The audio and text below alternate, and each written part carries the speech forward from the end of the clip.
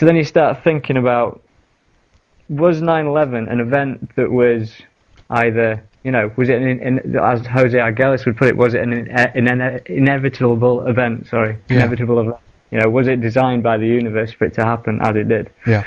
You look into it further, and World Trade Center commenced building in 1966 and finished building it in 1977. So it took 11 years to create as well. Yeah. So you can move on from that and forget all that for the time being, and then you can get to September the 11th in history. And on September the 11th, 1990, at 9:09 p.m., that's 11 years prior to 9/11, George Bush Sr. made his very first speech entitled "Towards a New World Order" in the UN, at the UN. So this was 11 years prior. And then if you take that back 60 years, so you go back to September the 11th, 1941, you'll realise that 60 years to 9/11, that was when the soil was broken for the Pentagon. Pentagon, yeah, exactly. Yeah. And so you've got this date, September the 11th, again running through this kind of, the nasty war machine of America, if you want to call it that. Exactly. And so then basically, there's something that happened much further back in time than that, and there's a book written in 1981, and it was called The Birth of Christ Recalculated, and it was written by a guy called Ernest L. Martin, and he claims to have calculated the exact date of Jesus Christ's birth date based on celestial charts for that era. Yeah. Basically, he's worked out with the famous Star of Bethlehem, which was, he worked out that essentially Jesus Christ was born on September the 11th, 3 BC. And this book was released in 1981.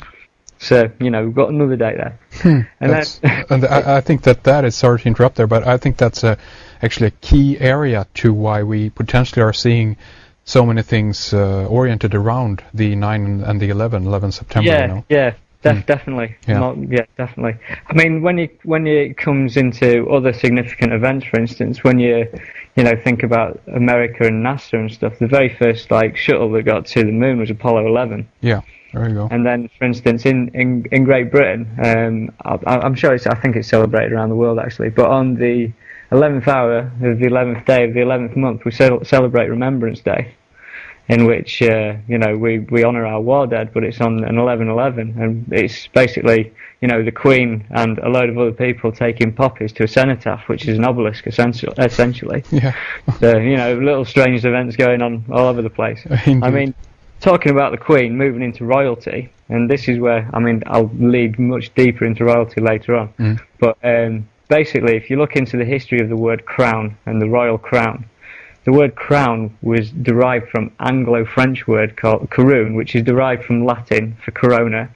But the year that the word crown, was first established was in the year 1111. Huh, really? That's interesting. Right. So, wow. You can't just say that these are coincidences, all of these things that are kind of connected up. And I get to a point where, at first I thought there were coincidences, but then you think, what is this thing called chance? Yeah.